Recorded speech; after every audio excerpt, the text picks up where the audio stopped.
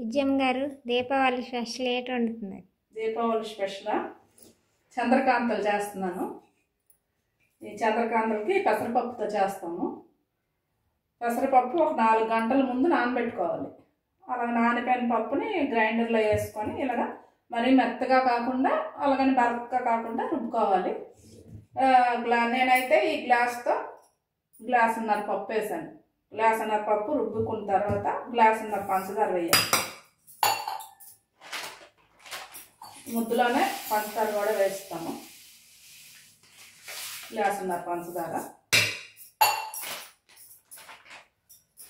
ఒక కొబ్బరి చెక్క కోరి చేసుకొని వేపుకొని ఇది కూడా ఇక్కడ వేసేస్తాము.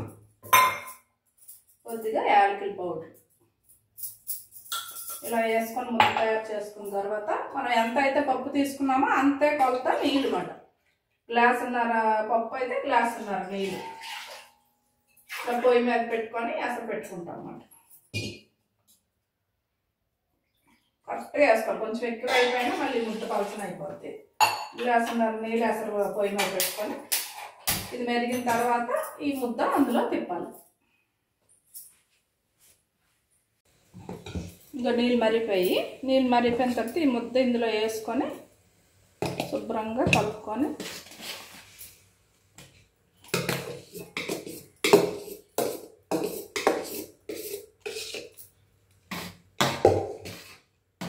ఈ ముద్ద ఇలా దగ్గరికి ఉడకనివ్వాలి.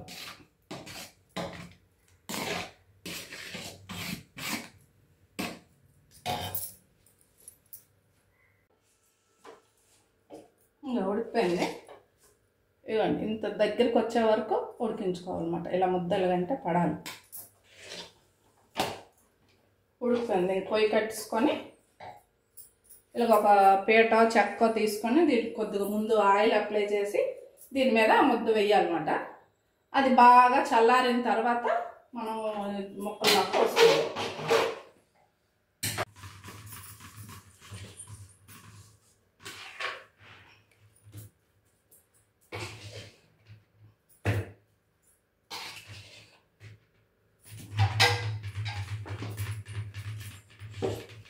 ఇలా ఒక చెక్క మీద వేసుకొని ఇలాగ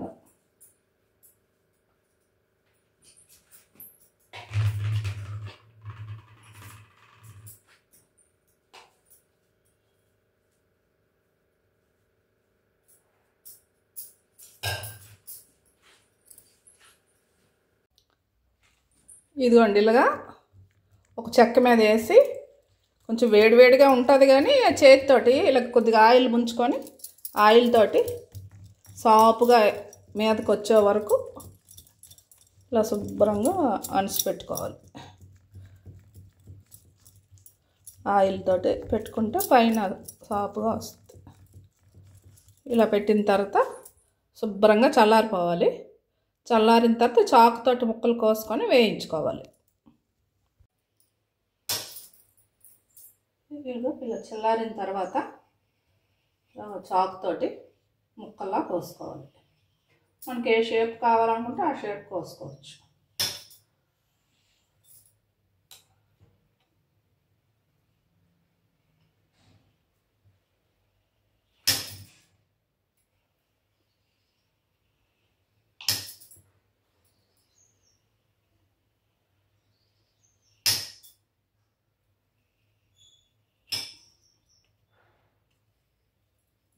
ఇలా చేస్తే ఇలా వచ్చేస్తుంది.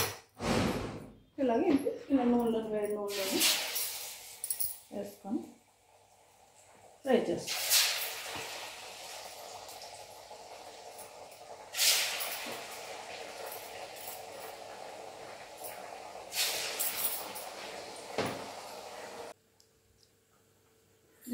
ఇలా బ్రౌన్ కలర్ వచ్చే వరకు వేయించుకొని తీసేసుకోవడమే.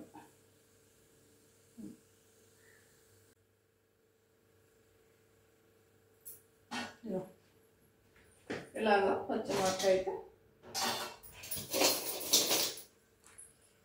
చంద్రకాంతలు వేడి చంద్రకాంతలు రెడీ.